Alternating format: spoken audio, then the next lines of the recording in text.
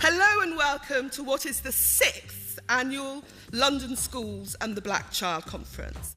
In London, about half our children are black, but only about 12% of our teachers are black. Obviously, white teachers are doing incredible things with black children, but you need a teaching workforce that looks like London. It means teachers overall will be more culturally literate, and it means that black children can see role models in the classroom. I want to congratulate you, Diane, and all the organisers of this conference on your achievement and what you're doing, which I will support for as long as I'm lucky enough to be Mayor of London. We are together. We are determined. Parents, teachers, councils, City Hall. We are determined, and you show by coming here today, you show your determination to take responsibility for our children and for their success. The one thing my parents taught me, and I want to pass this on to the young people, is my mum and dad always said to me, just educate yourself. Get that piece of paper. And when you have that piece of paper in your hand, ain't nobody can take that away from you. This year we've received more nominations than ever before, and the standard was incredibly high. This means that black students, contrary to all the stereotypes, are getting some of the top grades in the country.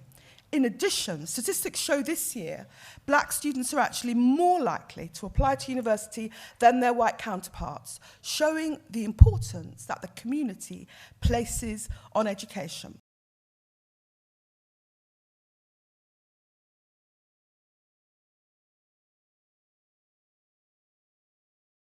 The teachers that I mentioned made a significant difference to the way that I'd viewed my ability and potential.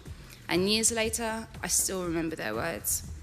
Let's equip our young people with tools and skills such as goal setting and understanding and realising their potentials and strengths. Let's not only highlight more role models in our society, but be role models ourselves. A famous book quotes, "As iron sharpens iron, so one man sharpens another." Let us sharpen young people with our words of encouragement, praise and wisdom, and see them experience educational opportunity without exclusion. Now, moving right along, we come to outstanding achievement at A-level for boys. And my final young man up here tonight is Alex Mbaya. Alex arrived here 2 years ago, from the Congo on his own. He has not seen his family since he came to this country. When he arrived in this country 2 years ago, he did not speak any English. He has just completed his A-levels. He got 2 A's at A-levels in physics and maths, a B in biology and a B in chemistry, and he's won a place at university to study biochemistry. The LBS winner for A-level boys is Alex Mbaya. Without any single paper to let them know how much I knew about any science. But I just told them, if you give me a chance, I'll give it my best shot. Most important to recognise that education is the most important thing in our lives. It develops our opinions, our awareness, our knowledge, our understanding. It provides the pathway to opportunities, and it enlivens and enriches our lives. And so I'm here today to support the initiative that helps those who are not as successful with achieving education, their fulfillment in education first time, and certainly also to celebrate those who worked hard to make a success of their life through education. And the winner is Anique Simpson. This award is just amazing because you go through a lot of, in school, often children are overlooked. These awards this evening celebrate outstanding educational excellence amongst the black community, and that is something fantastic to celebrate both for the community itself and for London as a whole. It's important, being one of only 2 black female MPs, it's important that we celebrate achievements and that we publicise and promote all the good things that are happening in our communities and that these kids are doing. Well, I think it's already grown. It used to be something that happened thanks to Diane Abbott's particular efforts, and now thanks to the Mayor of London, he's recognised the benefit of it. It's a London-wide project.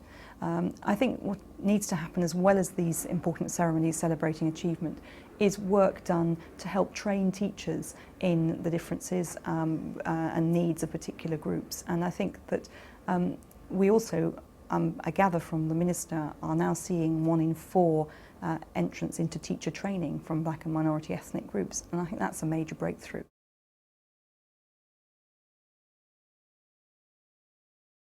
And remember that what you know is what they can't take from you. First is that in my experience, challenge and opportunity are exactly the same thing. The difference between them is your mental attitude towards them. The winner is Imani Jeffers. Congratulations.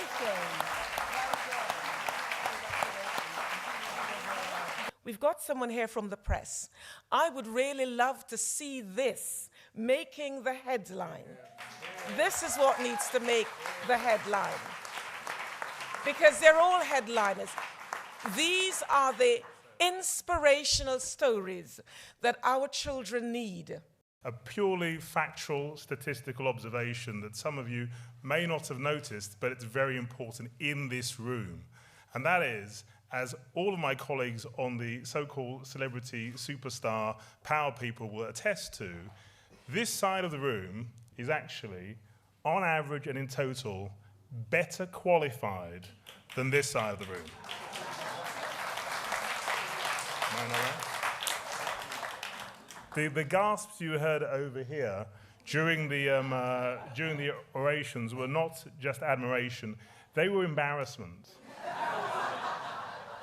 And I've got totally consensus view over here, without exception. I just thought I'd reveal that to you, however important we may sound or look, you are already streets ahead of us. And the winner is Rachel Amusu. In this life, you will come across plenty of people who will tell you that you can't. You can't because you're black, you can't because you're a woman, you can't because you're gay or disabled or whatever their excuse may be. But I'm here to tell you, you can. So I just want to say to the young people here, from my point of view, I look in some of your eyes, particularly the young men who come up on there. I don't know if you've noticed this. For some reason, all the guys come up and they sort of do this, they sort of go like that, and the girls are like, I see a lot of me in these young men and these young ladies even more, right? The world is your oyster. As has been said, there is nothing you can't do. Do not let anybody say to you, you can't do this, right? Even at my age, you know, I still get it all the time. And what I would say is this: you are entitled to demand the best and to demand the opportunities. Be demanding. Be demanding. Don't let anybody stand in your way and say you can't go there, you can't aim to be whatever you want to be. Because you're as entitled to get there and to make it as everyone else.